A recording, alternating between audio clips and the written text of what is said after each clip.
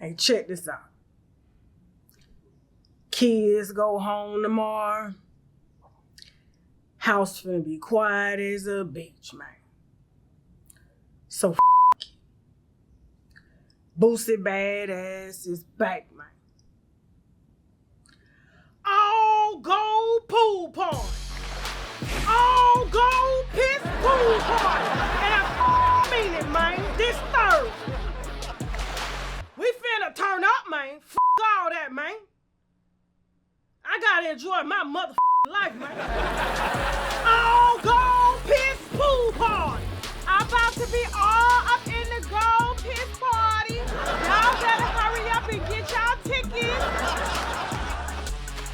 Send pictures of your piss. And it better be dark. It better be gold, man. Piss pool party at Boosie Estates. Invites only, man. Invites only. Hit my DM, man. All gold piss pool party. Fuck it. I ain't drinking water all week, man. Only lean and crown raw. I'm looking for the baddest with the darkest goldest piss. And you know I ain't got but one kid. I better hurry up and get y'all tickets before Thursday. I already DM Boosie my piss. It's dark as hell. I'm coming for you hoes. I'm coming for the $500. All gold piss pool party. Boosie badass. Chlorine or urine? We gonna have a vote. All gold in your face. I got my waist trainer on. I'm doing my Kegels. Cause when it's time for me to piss on you hoes, I'm pissing on all you hoes. All gold piss pool party. Skits like this plus a lot more wine spilled live with me, Unwind with Tasha K on stage in Miami on October 20th, 2023 at 8 p.m. But I better see the winos at the Flamingo Bar Theater. Grab your tickets. Doors open at 6:30 p.m. and seats are first come, first served within your ticket tier. And if you think I cut up on this here internet, you ain't ready for the shit that's about to go down live on stage. Scan the QR code or get your tickets using the link below. The winos are toasting up in Miami. Purchase now. A year and a half ago, it wasn't even that long ago that, I thought it was disgusting that Jada Pinkett would do a show on Red Table Talk admitting that she introduced her kids to dope. And she wondered why they around here cutting themselves, crying randomly online with one tear, selling water. Giving water to homeless people. They ain't making no music. It's just, I don't know. Like, when Jaden came out and recently said during a conference in Germany, because, they got to be strategic now when they want a certain community, okay? And so they know a community, the black community used to look up to the Smiths when we thought they was like, black excellence. And then we figured out they was just like us. We figured out they was just like, you screwing Kirky from down the street. Your husband go out of town when he truck driving. You got Kirky in the house. You know exactly when your husband route over. Kirky go back to his baby mama house. That's what was going on out there in the Smiths. And I gotta tell you, for the first time in my life, I felt like they were humanized. Because it was beginning to be too much.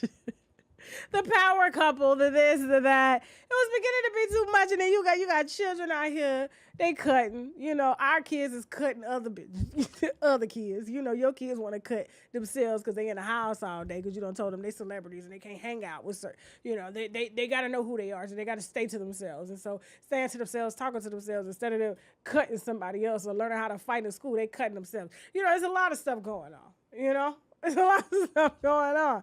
So it's not funny. If you want to cut yourself, please call the hotline, okay? This is not a laughing matter at all. I'm just trying to make an example of how we thought that they were here, but really they were right here where we were, okay? Yeah. Now, Jaden came out and spoke at a conference because he's being paid a lot of money by these pharmaceutical companies to push dope into the black community. And what better way than to see your own kind, you know, smoke dope or take dope or, you know, do dope. And, you know, he appeals to both. He can go either way, you know. He could go either way on the 8 Mile. He appeals to the skateboard kids and the black kids, okay, that want to be white. So the Smiths, according to the neighborhood talk, seem to live in their own world. And we know that, like I said. Okay. Now, during a psychedelic science conference in Denver, Jaden Smith revealed how his mother, Jada Pinkett Smith, introduced the drugs to his family and how they've helped him navigate through issues. Okay. I think it was he said, I think it was my mom, actually, that was really the first one to make the step for the family.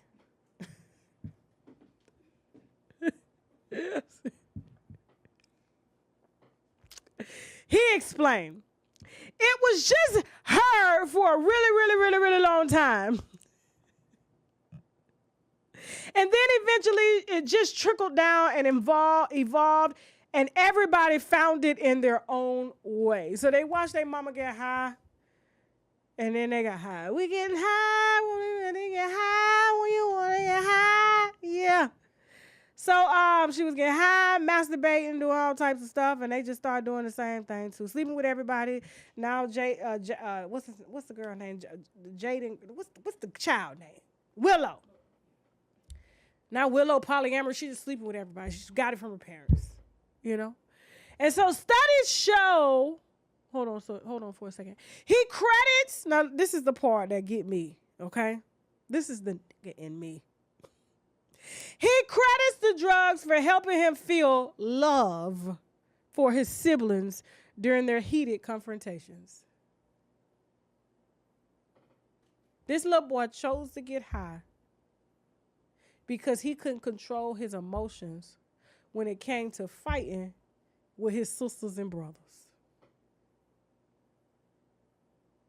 Now, I'm thinking he had real issues, like money issues, your daddy BS, you know what I'm saying? You ain't able to go to school. Y'all eating rice with butter, salt and pepper 7 days a week. You know what I'm saying? That's what I'm thinking. Like, in order to cope with the trauma, you being, touched by your uncle or by your auntie, but he credits the dope for helping him to feel love for his siblings during heated confrontations. You see how they live in their own world? You're supposed to fight with your siblings.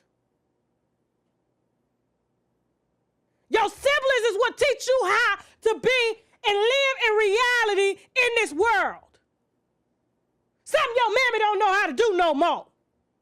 She comes straight out of Baltimore.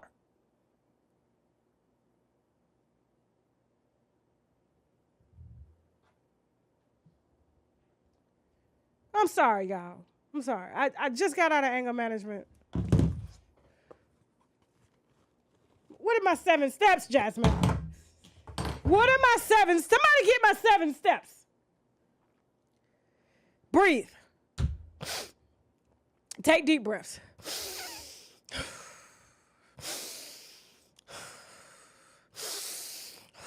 Chant a mantra.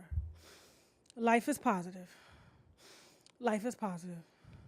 The glass is always half full.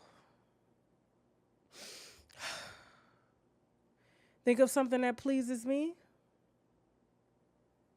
Oysters. Now speak. Okay. Siblings can argue so much and fight so much, and Lord knows me and my siblings have done so much of that in the past, he said. But the level of love and empathy that I can feel for them inside the psychedelic experiences and outside of the experiences have been something that's profound and beautiful. So they're trying to say that psychedelics can heal black family trauma. You got trauma in your family.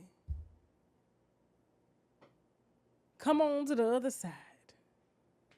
You ain't gonna know which world you in, the metaverse or the real verse. Because if you ask me, I don't think he's been here for a minute. Okay? Studies show that multiple psychedelics, including psilocybin, ayahuasca, LSD, and mescaline, have been shown in studies to increase emotional empathy. Okay? Now, Jaden says the drugs allow him to open his mind. All you gotta do is do yoga. Yoga will help you to open your mind, brother.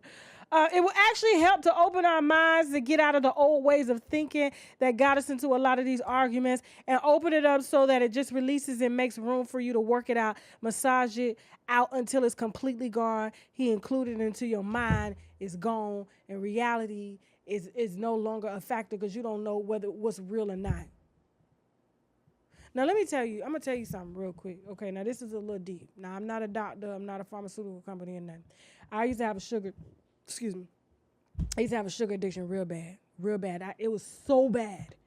It was so bad, y'all, at one time that I had to put cake and cookies in the trash and pour bleach on them because if not, I would go in the trash and eat the fucking cookies. I would eat the cake. I can't have to force me to eat the cake. And I remember one day I had woke up eating sugar. And I had lunch eating sugar.